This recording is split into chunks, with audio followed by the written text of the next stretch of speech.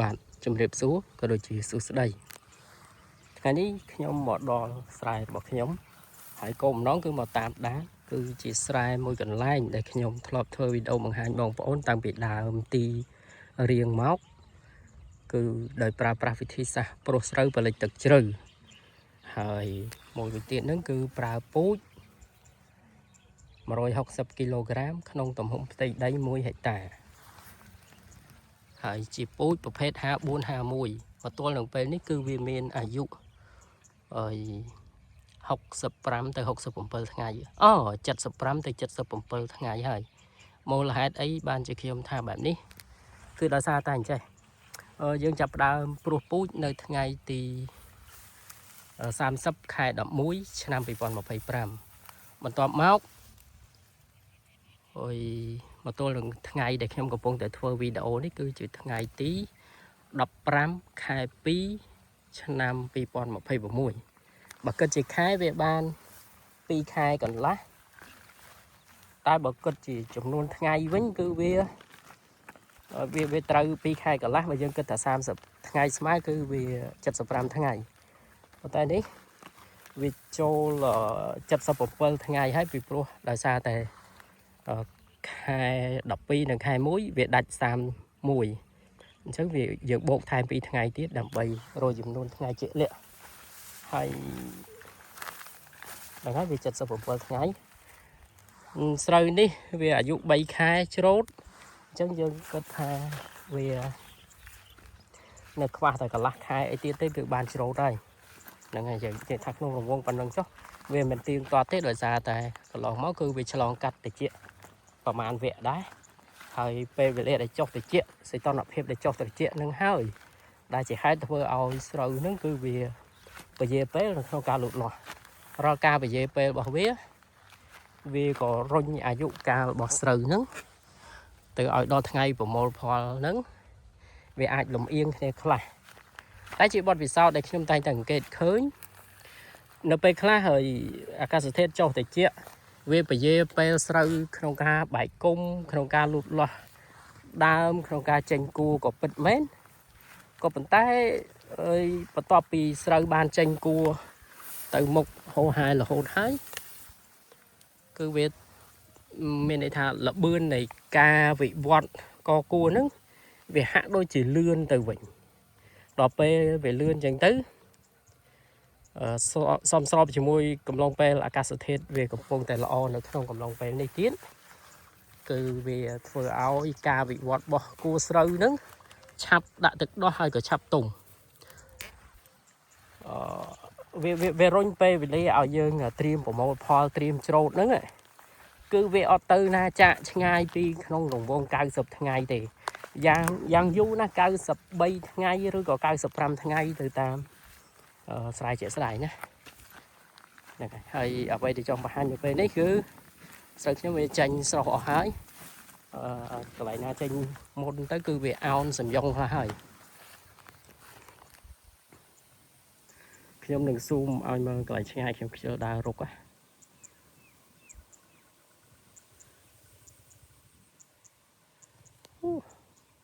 ្នឹងហើយគឺខ្ញុំដាក់5កូនបានហើយ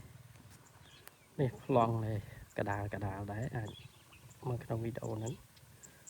ចំណុចដែលដើមល្អមានន័យថាដីនៅបែកកដាលព្រោះដីនេះយើងគៀពីគៀនភ្លឺទៅដើម្បីបំពេញចំណុចកដាលហ្នឹងឲ្យវាបានខ្ពស់ប្រហាក់ប្រហែលដូច្នេះហើយទៅ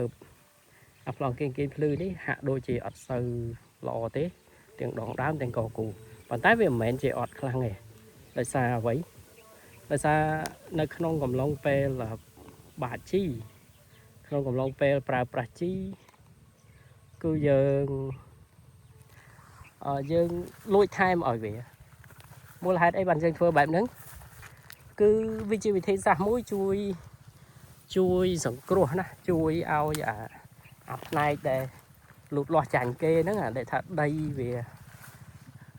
អស់សារធាតុចិញ្ចឹមបន្ទាប់ពីយើងគៀវាទៅឆ្ងាយទៅយើងថែមជីតាមក្រោយពីលើវាប្រោះខ្លះមកវាធ្វើឲ្យការលូតលាស់របស់វាហ្នឹង mau mình ban lo đôi cái có ban có đom có sau mùi kỳ hoạt này nắng cứ chỉ phep dục chặt tục đại rồi bỏ dơ đại chị nè vừa xài mới rút dơ cua tại cây thấy sao anh vô lại chậm nói ở thằng này hay bật top bị nâng máu cho năm cào tiết sầm dơ vừa lệ cái nè giang ná đâm vậy này để đây so chi chia chừng cây nắng những thư ở phía vâng và rồi phep lo và sao mình máu đôi chỉ chua chùm rư về ao về men chùm rư stop đây để stock chi ban để chắp vô chi ban rồi men chi liền một cô ấy khla vô mà pro hỏi với công ty sao bỏ ra đây ấy nó vô mà đã ở về khla mau rồi giờ pra hồi mình pra ấy chùm nuôi tiết mình vô mình chắp về nằng vâng từ đó giờ than là phep sao bao chi chiết lo pro cả đây sao bạ này bạn này này nâng cây chi rồi hay khai thác chơi sọc họ linh ha nhá hay plong lại tam sram đây bị mà rô khang nắng nắng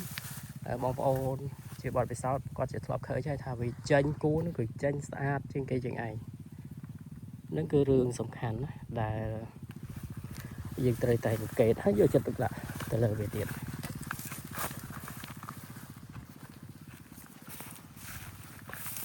hỏi lời chật vào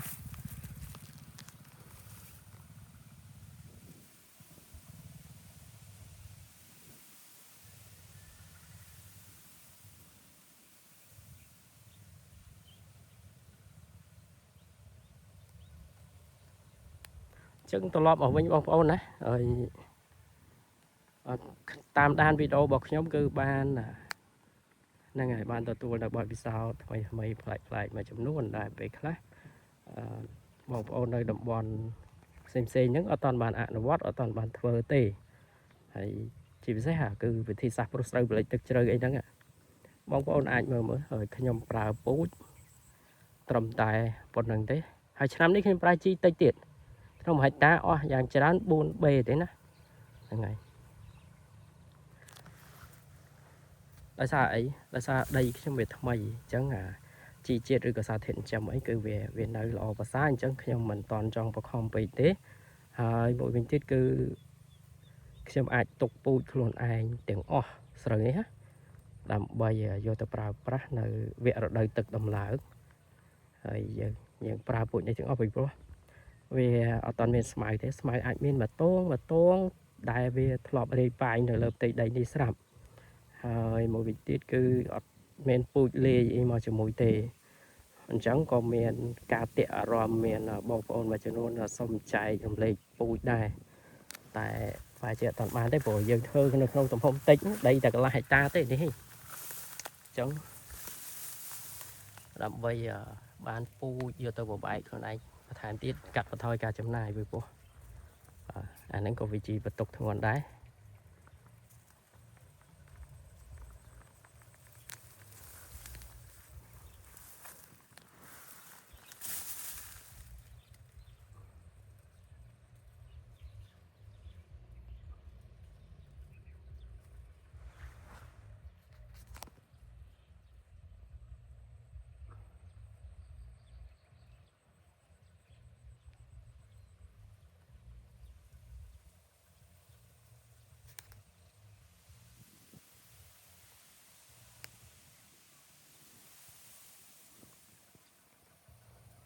បាទហ្នឹងហើយបងប្អូនវីដេអូនេះមានប៉ុណ្្នឹងចុះអរគុណសម្រាប់ការតាមដានកន្លងមកហើយហ្នឹងហើយវីដេអូរបស់ខ្ញុំធ្វើគឺជាបទពិសោធន៍ផ្ទាល់ហើយនឹងការឆ្លងកាត់នៅបទពិសោធន៍ដែលធ្លាប់ធ្វើកន្លងមកយើងនឹងការតាមដានយកចិត្តទុកដាក់ដែរហើយមួយវិញទៀតនេះជាការចែករំលែកអញ្ចឹងក៏អត់មានជាឯណាលក្ខណៈលំដាប់ professional ទេណាគឺប៉ុន្តែអាចយកទៅប្រើការបានធានាថាគ្រាន់តែប្រើការតាមប៉ុណ្ណឹងបងប្អូនមុំដែលមិនមានបទពិសោធន៍ធ្វើស្រែក៏អាចហើយជោគជ័យបានដែរណាហ្នឹង ឲ្យតែអនុវត្តតាមជំហានចឹងទៅអរគុណសម្រាប់ការតាមដានហើយសូមកុំភ្លេចជួយចុច Subscribe ក្នុង YouTube ឲ្យផងណាព្រោះឥឡូវ YouTube នេះនឹងមិនទេស្រុកខ្មែរយើងវាអត់លើកទឹកចិត្តអ្នកធ្វើខាងកសិកម្មសោះអរគុណហើយសុខសប្បាយជម្រាបលា